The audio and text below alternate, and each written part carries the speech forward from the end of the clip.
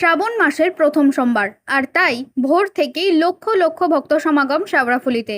এখানে গঙ্গা থেকে জল নিয়ে ভক্তরা রওনা দিচ্ছেন তারকেশ্বরে বাবা তারকনাথের কাছে।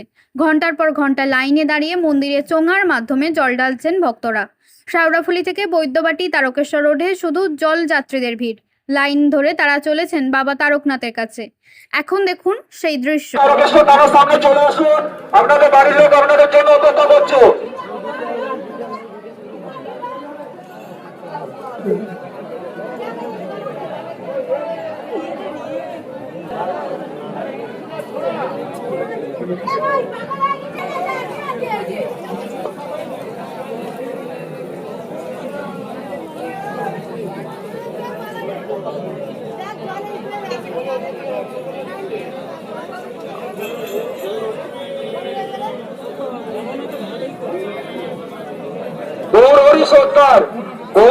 সরকার আপনি যেখানে থাকুন তারকেশ্বর থানার সামনে চলে আসুন, ভারত আপনাকে খোঁজ করছে।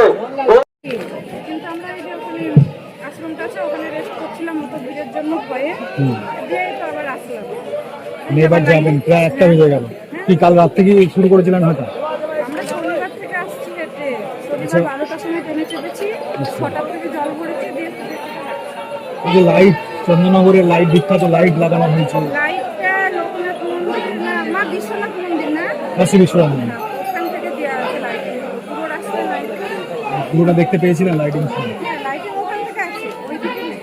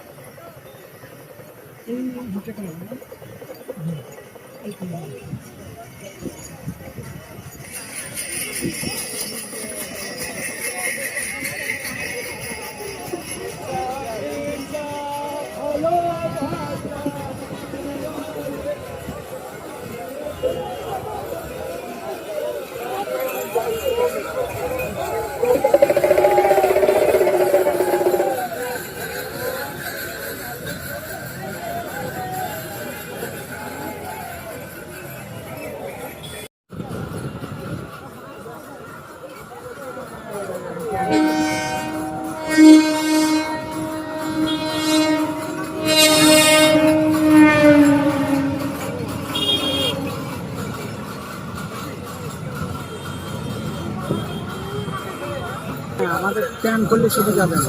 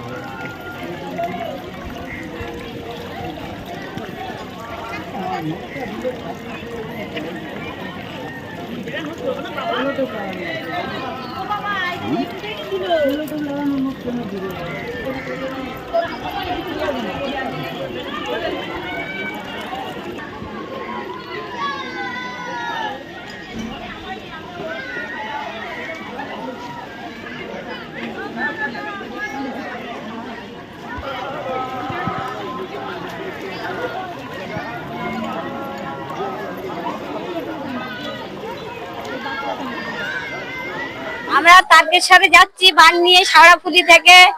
আমাদের সারা রাত হাঁটবো, যেতে যেতে আমাদের সকাল হয়ে যাবে, গিয়ে বাবা রঘুনাথ কাছে পৌঁছাবো ভোর 4টে। 4টা কি 5টা হতেও পারে। তারপরে যাব বাবা তারকনাথের কাছে, গিয়ে আমরা জল ঢেলে ঘরে আমরা ফিরবো কাল 12টা, দুপুর 12টা। হ্যাঁ ফিরবো ওই 12টার মধ্যে ট্রেনে উঠতে চেষ্টা করবো আমরা। তারপরে হ্যাঁ না কেউ আসেনি, আমার ছেলে আর আমি। আমরা 22 বাতি জল ঢালছি তার। 22 বছর? হ্যাঁ। কেন? তখন 5 টাকার এইসব চালের জল নিত। কেন 5 বছর ধরে জল ঢালছেন কেন? 5 বছর এইসব ছিল না, এগুলো ছিল না। এমনি আমরা পাকে করে মাকে জল উচ্চর করে নিয়ে আমরা বেরিয়ে যেতাম। তখন 5 টাকা করে নিত। হয়েছে সবকিছু। হ্যাঁ এইসব তখন ছিল না, কিছু ছিল না। এখন সব নতুন হয়েছে, সাবড়াপুলি সব নতুন সিস্টেম হয়েছে। এখন সব জিনিসের দাম, এখন কোন জিনিসের কাছে যাওয়া যাচ্ছে না। ঘট টট কিনতে, বাবার ঘট বাবার ফুল নিতে 30 টাকা 40 টাকা কমে কেনাই যাচ্ছে না। তা ভক্তরা কেন জল ঢালছো বাবার মাথায়? বাবার মাথা ঢালছি এই শ্রাবণ মাসে, এই শ্রাবণ মাসে 9 মাসটা জল ঢালতে উপকার ধর্মে ভক্তরা যাবে, বাবা খুশি হবে, কৈলাসে থাকবে। আপনি তো 22 বছর ধরে যাচ্ছেন, হ্যাঁ কোন উপকারে কি হয়েছে? কিছু হয়েছে বাবা এসব জানি না, বাবা যাচ্ছি বাবার কাছে, বাবা জানে, আমি বাবা কিছু জানি না।